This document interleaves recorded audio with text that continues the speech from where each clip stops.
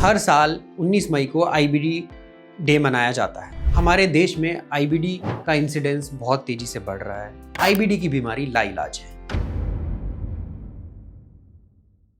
IBD की बीमारी चूंकि कोई इन्फेक्शन नहीं है, ये हमारी बॉडी का डिसरेगुलेशन है।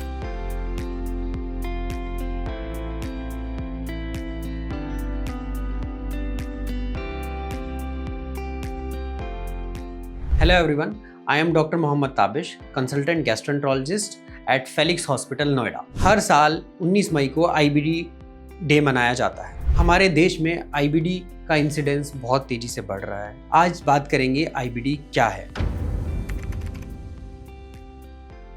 आईबीडी की बीमारी में हमारी इंटेस्टाइन में, स्मॉल और लार्ज इंटेस्टाइन में कुछ घाव बन जाते हैं और उसका मुख्य कारण हमारी खुद की इम्यूनिटी होती है। हमारी इम्यूनिटी में कुछ डिसरेगुलेशन हो जाता है, जिससे वो हमारी आंत के साथ लड़ने लगती है और हमारी आंत में उससे घाव बन जाते हैं। आईबीडी के जो इनिशियल सिम्टम्स होते हैं उसमें मेनली पेट में दर्द होना, बहुत ज़्यादा ब्लोटिंग का फील होना, वीकनेस होना और हीमोग्लोबिन का कम होना।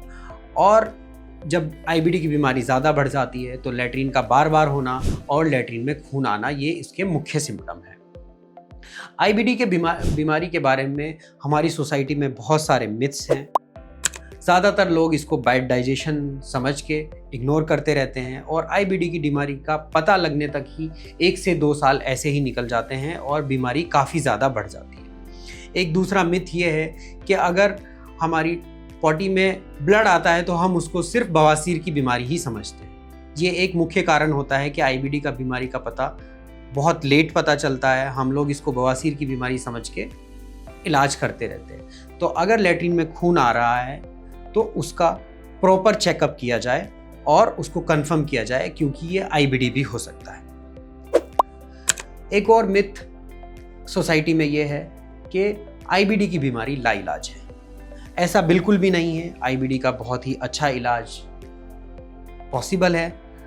मोस्ट केसेस में अगर हम अर्ली स्टेज में बीमारी का पता लगा लें, सिर्फ दवाइयों से हम आईबीडी को बहुत अच्छे से कंट्रोल कर सकते हैं और आईबीडी का मरीज़ अपना पूरा लाइफ नॉर्मली तरीके से जी सकता है। वो सब कुछ अपनी लाइफ की एक्टिविटीज, सब तरह की जॉब्स कर सकता है। आईबीडी की बीमारी में इलाज 2 तरह का होता है। एक इलाज होता है जब आईबीडी के सिम्टम बहुत ज़्यादा होते हैं, जब उसको ब्लीडिंग हो रही है, दर्द ज़्यादा है, बार बार लैट्रिन हो रही है, उस टाइम पे उसको बोलते हैं ट्रीटमेंट ऑफ आईबीडी फ्लेयर।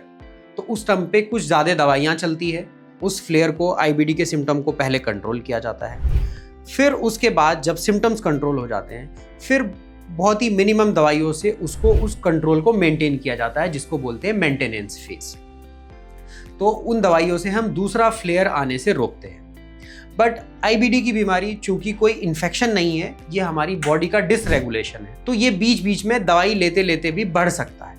तो उसमें ऐसा नहीं सोचना है कि हम तो दवा खा रहे हैं फिर भी हमें आईबीडी के सिम्टम दोबारा आए तो दवाई काम नहीं कर रही है, अब हम इसको छोड़ के कोई देसी तरीका या कहीं और चला जाए, कई बाबा या किसी के पास चले जाए जो बोल देता है कि इसको हम पूरा ख़त्म कर सकते हैं बिना दवाइयों के। तो ये एक बहुत बड़ा मिथ है। उसमें मरीज़ बार बार दवाइयाँ बीच बीच में छोड़ता रहता है, जिससे बीमारी बढ़। तो अगर आपकी आईबीडी की बीमारी कंट्रोल में चल रही है और बीच में कुछ दिनों के लिए सिम्टम अगर आ भी गए हैं, तो आप दोबारा से डॉक्टर से कंसल्ट करें।